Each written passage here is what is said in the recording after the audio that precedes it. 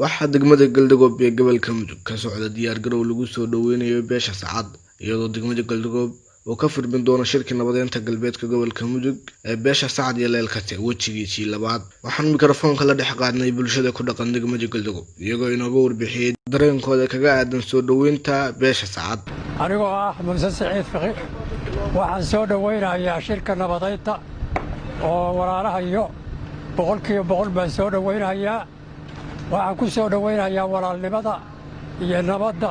iyo ehelnimada iyo muslimnimada noo korodhay. ilaahayna waxaanu ka baryaynaa dadkoo dhan ilaahay inuu ku beero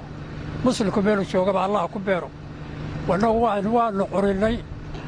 waxaanu curinay in nala ka barto oo naloo ka daydo beesha Sacad iyo beesha leelkase nabadda ay soo hooyeen, walaalnimada ay soo hooyeen, ehelnimada ay soo hooyeen in naloo ka daydo baanu annaguna rabnaa. ilaahay waxaan ka baryaynaa aqbal iyo ijaab ilaahay inuu ka dhigo ummaddana ilaahay inuu tuso baan ilaahay ka baryaynaa. ayagoo ah Ajmaal Jaamac Xaashi ku nool degmada Galdogob kana mid ah dhalinyarada degmada Galdogob. waxaan soo dhaweynaynaa shirka nabadeedka ka dhacay wajigiisa labaad degmada Galdogob ee walaalaha Sacad iyo leelkase. waxaan ku soo dhaweynaynaa gacmo furan iyo barnaamij fiican. waxaan kaloo ugu baaqayaa dhalinyarada degmada Galdogob in laga qayb qaato soo dhaweynta walaalahan Sacad si aan uga qayb qaadano nabadda. magacaygu waa Cabdilkariim Sheekh Nadiir Sheekh Aadan Sheekh Xuseen ka mid ah dhalinyarada ku nool degmada Galdogob.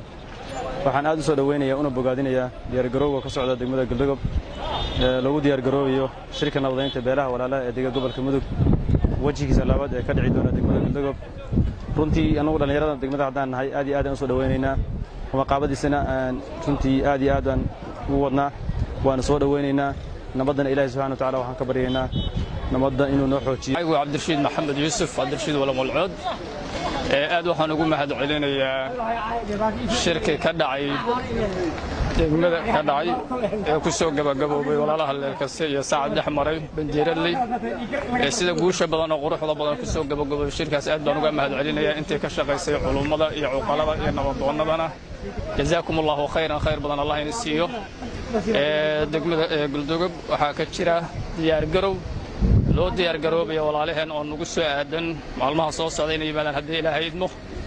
dhalinyarada iyo culumada iyo cuqaasha iyo dawladda dhammaanna diyaar garow bay ku jiraan waa shaqaynayaan.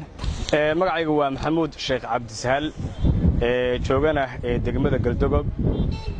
galabta insha Allah ta'ala waxaan rabaa inaan idin la wadaago aniga oo magaca culumada deegaanka insha Allah ta'ala ku metelaya kuna hadlaya in aan dareenkayga idin la wadaago ku jihaysan shirarka iyo hawlaha socda ee nabadeynta ee deegaamada maxaan ku yiraahdaa Galmudug iyo Puntland labadaba ka soo jeeda khaasatan shirkii ka dhacay degmada Bandiiraley qaybtiisa labaadna insha Allah ta'ala lagu qaban doono degmada Galdogob. waxaan leenahay waan soo dhaweynaynaa aad baan u taageersanahay shucuurka iyo qalbigaygu aad buu u kacsan yahay. waxa weeye beelo walaalo ah oo dhibaato muddo badan ay dhex taalay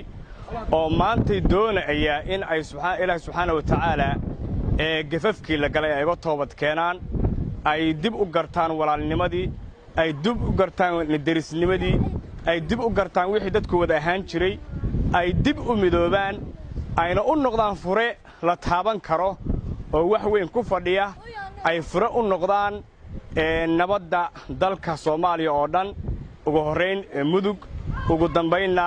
ilaa meel kasta oo ummadda Soomaalida ay degto ilaa meel kasta islaamku uu dego. magacaygu waa Maxamuud Colaad Aadan waxaan aad u soo dhaweynaynaa haddaan nahay anoo ku hadlaya magaca bulshada reer Galdogob nabadeynta iyo isdhexgalka bulshada walaalahayna noo imaanaya reer Sacad reer Galdogob gacmo furan ayay ku soo dhaweynayaan. reer Galdogob waxa ay diyaar u yihiin nabad ayay diyaar u yihiin waxa ay diyaar u yihiin wada noolaansho waxa ay diyaar u yihiin in bulshada Soomaaliyeed ay isdhexmarto. magacayga waxa la yiraahdaa Ismaan Maxamed Saciid